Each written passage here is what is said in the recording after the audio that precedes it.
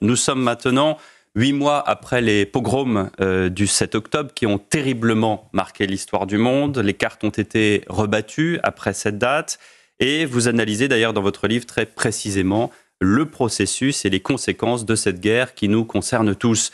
Hier, la libération de 4 otages israéliens rendue possible par une opération de Tsahal remet à nouveau des éléments en perspective. Ce conflit, ses conséquences, la montée des puissances du Sud global et la crise des civilisations. Sur toutes ces questions, ce matin, nous vous interrogeons avec Nicolas Barré du Journal des Échos. Bonjour Nicolas. Bonjour Pierre. Et Mathieu Bocoté. Bonjour. Cher Mathieu. Bonjour. L'armée israélienne a donc réussi, Gilles Kepel, à libérer 4 otages lors d'une opération audacieuse qui a nécessité des semaines de renseignement, qui a coûté la vie à un agent du renseignement israélien, Noah Argamani, Almog Meirian, Audrey Kozlov et Shlomi Ziv sont désormais libres. Est-ce que cette opération, la plus significative depuis 8 mois, est un tournant dans le conflit ?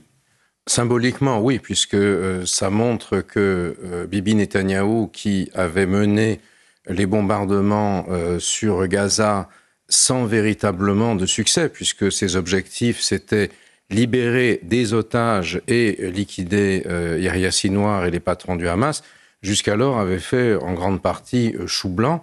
Et au contraire, ça avait dégradé terriblement l'image d'Israël dans le monde, jusque parmi un certain nombre de ses soutiens, et même des pays européens qui se sont aujourd'hui beaucoup insurgés avec force contre lui.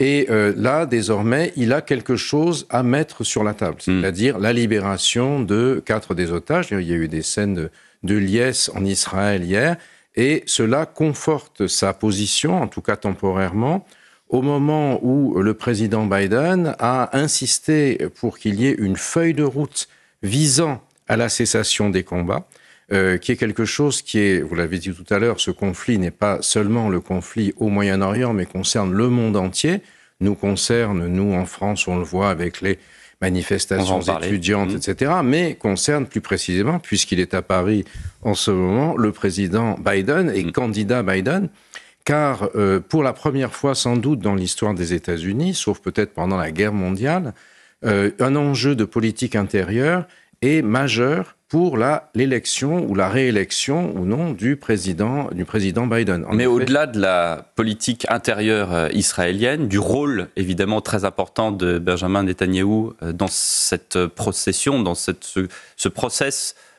politique en Israël et la guerre contre le Hamas, par exemple, sur ce mouvement terroriste, le Hamas, quelle réaction doit-on attendre ? Est-ce que c'est une hydre à plusieurs têtes et au contraire, ce genre d'opération risque de décupler la violence du Hamas ? Alors, pour le Hamas, évidemment, c'est quelque chose qui apparaît au premier chef comme un échec, puisque c'est un succès israélien. Et une agression. Voilà. Mais en même temps, tout de suite, Hamas s'est efforcé de recoder, puisque cette guerre est une guerre de l'image, de manipulation des réseaux sociaux, de l'information, etc. Donc, d'un côté, on a présenté en Israël ça comme une victoire extraordinaire, la libération enfin de 4 otages. Malheureusement, il y en a un certain nombre qui restent. Et la libération des autres, peut-être est-ce qu'il y aura des opérations de grande ampleur, mais elle n'interviendra sans doute que s'il y a une négociation, puisque le processus de négociation que M. Biden veut mettre en œuvre était un processus articulé sur les libérations graduelles d'otages. Et Hamas recode immédiatement ça pour ses soutiens en disant « Attention, c'est une opération extrêmement meurtrière puisque elle a causé 210 morts palestiniens. » Donc, si vous voulez, chacun essaye de mobiliser son camp de manière à empêcher l'autre de bénéficier de l'effet médiatique, si j'ose dire, des choses. Aussi bien à l'intérieur de leur population, dans le monde arabe, etc., que ici, j'imagine que ces éléments de langage seront repris comme tels par ceux qui sont plutôt du côté de la défense des Palestiniens ou ceux qui sont plutôt du côté d'Israël. Et du coup, Gilles Kepel, cette opération, quelle va être la conséquence sur la feuille de route présentée par Biden ? Est-ce que cette opération risque de la compromettre ou au contraire d'accélérer les choses ? Comment est-ce que vous voyez le... Je ne crois pas qu'elle la compromette véritablement parce que, en fait, les deux, aussi bien les Israéliens que Hamas, ont marqué leur intérêt pour une première phase. C'est dans l'intérêt de chacun. Alors évidemment, Netanyahou arrive en position de force. Il a plus d'atouts dans sa manche, si vous voulez.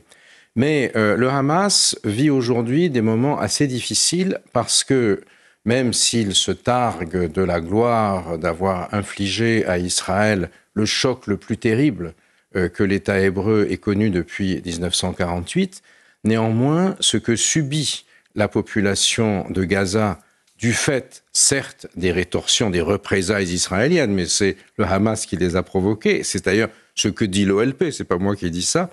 Évidemment, ça fait que la popularité du Hamas est quand même en berne aujourd'hui dans la bande de Gaza.